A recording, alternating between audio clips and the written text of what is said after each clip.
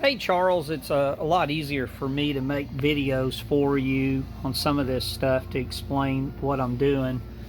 I've got the gas tank cleaned out.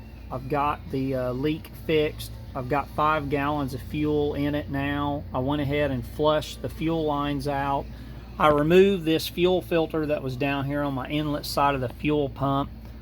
I cut it open to look inside of it. It was pretty clean, but we don't want a filter there. You've got a filter on the outlet side. You should never put a filter on the inlet side of the fuel pump because it creates too much of a void for that mechanical pump to pull a suction through. Of course, that thing has to suck gas, from the fuel tank. That's a long ways back there. You're creating too much of a void there.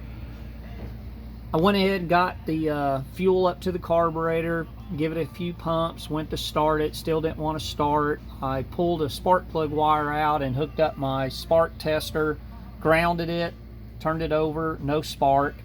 Went to my distributor, checked to make sure that I was getting a signal to my coil, and lo and behold, I'm not. I don't have a signal on my coil. My coil's got voltage going through a ballast resistor. Of course, we've got 12 volts from the battery going into the resistor, and then we've got about 6-7 volts coming out of it to the coil.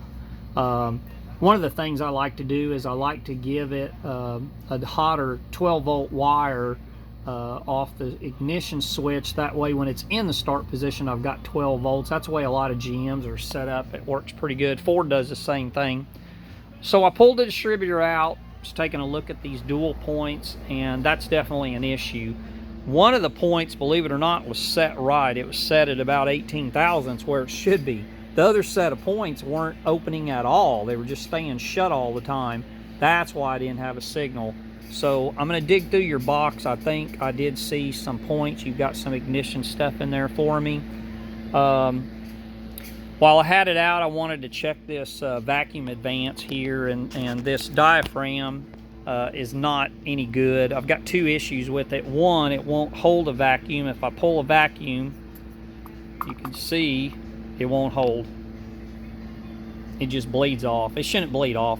If we pull a vacuum on that diaphragm, it should hold. So that's the first problem. Second problem is when I do pull a vacuum, it doesn't do anything. I'm not moving anything. I'll show you this again.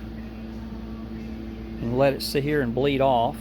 Let's let it bleed down a minute. Okay, all right, now let's watch this thing. I'm gonna pump it up.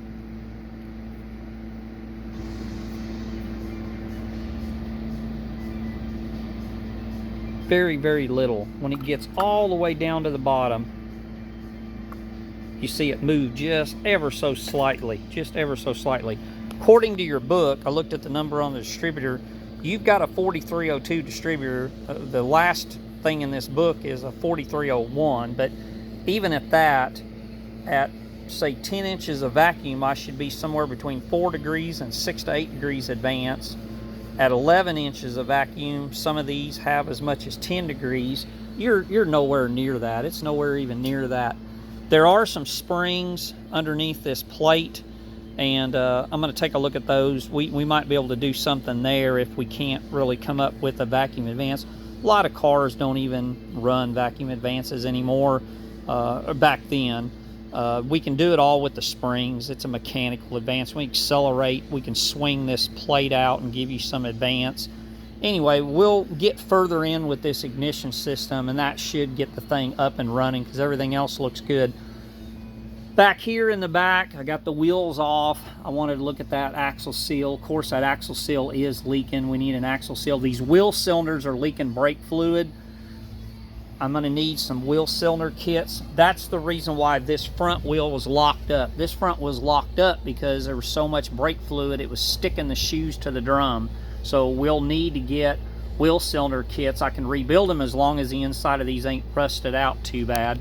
So that'll give you a quick update on where I'm at this present time, and I'll send you a grocery list on a text message. Hope you're having a good week. Talk to you later. Bye-bye.